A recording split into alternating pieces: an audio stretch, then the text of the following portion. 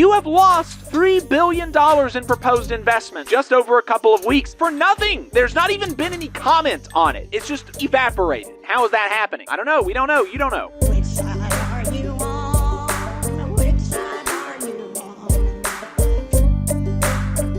Let's do this U.S. Steel story. Yeah, I know the steelworkers put something out this week about that. Yeah, so it's official now, despite the fact that the Trump administration has never involved the union that represents the workers in the negotiations. He did go ahead and sign off on the deal for Nippon to take over U.S. Steel last Friday, despite having been vociferously against it during the election.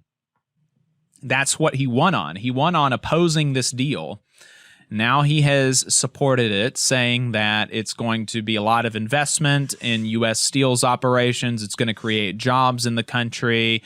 And, there's a world where that happens, right? There is a world where there is, rather than Nippon completely taking over U.S. Steel, that it's more of an investment and a partnership, and there is more jobs created in the United States, good union jobs from this influx of cash. That's not literally impossible, but we have still yet to seen what's written in black and white for the deal. This deal is still not public yet, and even what has been said publicly about it has already changed. You'll remember a couple of weeks ago, only 2 or 3 weeks ago, Donald Trump said that this is going to be a $14 billion investment in U.S. Steel's operation that's going to modernize the infrastructure, create jobs, create a new facility. $14 billion is the number that Trump was saying. And now that number is $11 billion. We have lost $3 billion in investment over only a few weeks. And the deal is still not public. We still do not know how that $11 billion is defined. How much of that money, $11 billion, are they saying is just standard operations and maintenance, right? Because it costs some level of money to just maintain status quo. Are they counting status quo maintenance in this $11 billion? They don't say. How much of it is going to modernize technology that is going to end up killing jobs, actually? If you increase efficiency, potentially you could be looking at a situation where once this mill employed 300 people, now it only includes 200 people, but that was made possible because of an investment of $500 million. Who knows? Is that happening? We don't know. How much of the $11 billion is going towards time-saving, job-killing efficiencies versus expanding operations? We don't know. None of this is being defined, and even as we still don't have it defined, we have lost $3 billion. $3 billion. That's a lot of money to just evaporate over the course of a couple of weeks, right? That should scare people who work at U.S. Steel. That should scare you, that you have lost $3 billion in proposed investment just over a couple of weeks, and for nothing either, right? There's not even been any comment on it. It's not as if 2 weeks ago they said, well, we're going to invest $14 billion, and now they're saying, well, we're investing $11 billion, and the reason that we're not investing this $3 billion is this, that, and the other thing, right? They're not even justifying it. It's just evaporated without justification. How is that happening? I don't know. We don't know. You don't know.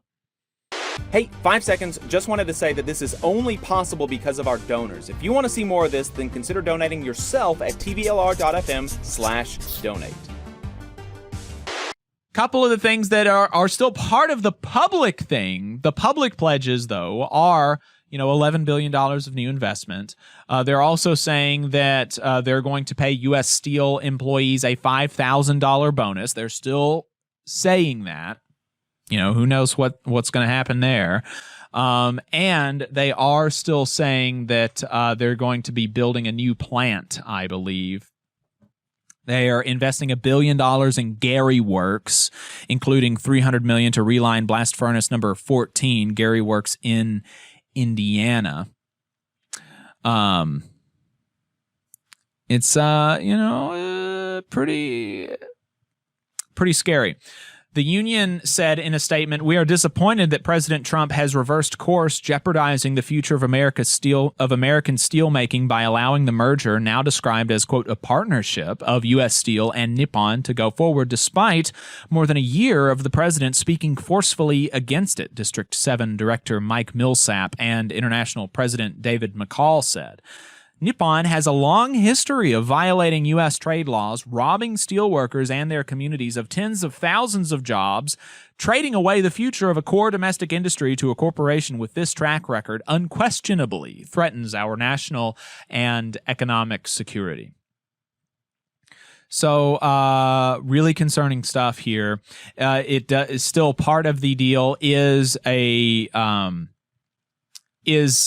maintaining U.S. leadership, not exactly clear how that's defined, having majority of Americans on the board, and give the United States governments a golden share that would give it control over matters like number of board seats and production levels. The Indiana Economic Digest says that they say that the union is concerned that few details of the renegotiated deal have yet emerged. U.S. Steel, for instance, is publicly traded and has to open its books to the union and everyone else, while Nippon Steel's North American subsidiary is not listed on the stock market, making its finances more opaque. McCall continued in a statement saying, "Perhaps the historic USS logo will remain, but it seems that it will be no more than a smokescreen to allow a wholly owned, privately held subsidiary of a Japanese corporation to be called American. Details matter. Neither the government nor the companies have publicly identified all the terms of the proposed transaction. Last week, they publicly identified investments worth for more than $14 billion. This week, that's dropped to $11 billion. Where are the investments going to be made, and can we really count on them? And while there is a claimed golden share, what can we expect from Nippon's leadership in Japan, which continues to build up overcapacity in steel globally and has been charged again with dumping by the Department of Commerce just weeks ago?" So really concerning stuff here. Like I said, there's a world, and I've heard that, I have heard building trades unions talk to me about how this deal is they have hope about it because they say that they're aware of, improvements and project orders that are basically just waiting on this deal to be signed. And so it's going to create building trades jobs in addition to hopefully USW jobs. But it's also opaque. We just don't know. And so that's why the USW, the United Steelworkers, are so concerned about it and continue to be concerned about it. And so following the deal, they said, they released a statement where they said management at U.S. Steel and Nippon have, since December 2023, aggressively promoted their deal, pouring vast amounts of resources into downplaying concerns regarding both the long-term future of USW members' jobs and our national security while ensuring their sale remained in the public view. It finally found acceptance by President Donald Trump, who now, through his golden share, has assumed a startling degree of personal power over a corporation. As the sale concludes, it seems likely that attention will dissipate. U.S. Steel's PR machine will power down, and the majority of elected officials will turn their attention elsewhere. However, our union will remain. We will continue watching, holding Nippon to its commitments, and we will use the most powerful tool workers have against global corporations: collective bargaining. Our current agreement expires in September of 2026, and rest assured, if our job security, pensions, retiree health care, or other hard-earned benefits are threatened, we are ready to respond with the full strength and solidarity of our membership. And so that is a really important thing that they have the union, that they're a part of the union, and that they can fight back through the union. So, Godspeed and good luck to members of the United Steelworkers, and make sure that you don't take your eye off the company and get prepared. I mean, the contract expires in September of 2026. If you're a USW member working at US Steel, you need to be saving. You need to be saving. You need to be saving and preparing for a strike. That's possible. That's very possible. So start saving, start preparing, get ready for a strike. Get your affairs in order, as the preachers once told me. You just saw a clip from the Valley Labor Report. We are live every Saturday morning from 9:30 a.m. till 12:30 p.m. And we pride ourselves on keeping all of our content free to everybody so that we can talk to as many working folks as possible. If you support the work that we're doing, you think that it's important, you think that it's good, then consider making a monthly contribution to the project, and you can do that on our website, tvlr.fm.